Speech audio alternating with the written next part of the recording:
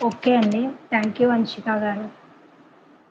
ఇవాళొచ్చేసరికి ఒక 2 మీటర్స్ క్లాత్‌తో మనం నార్మల్ డ్రెస్ ఎలా స్టిచ్ చేసుకోవచ్చనేది చెప్పుకుందామండి. ఇదొచ్చేసరికి 2 మీటర్స్ క్లాత్ అండి ఇది. 2 మీటర్స్ క్లాత్ అయితే మనం ముందు చూసుకోవాలిది.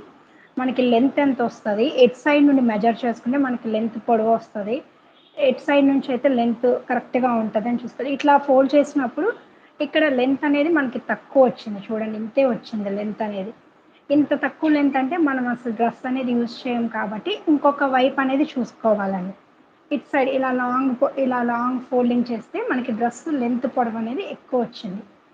అలాగే లెంత్ పొడవు ఒక్కటే కాదండి. లెంత్ పొడవు చూసుకున్న తర్వాత ఇక్కడ మనకి డ్రెస్ విడ్త్ ఎంత అనేది కూడా చూసుకోవాల్సుంటదండి. ఇలా లాంగ్‌లో ఒక్కొక్కసారి మనకి డ్రెస్ విడ్త్ అనేది తక్కువొస్తది.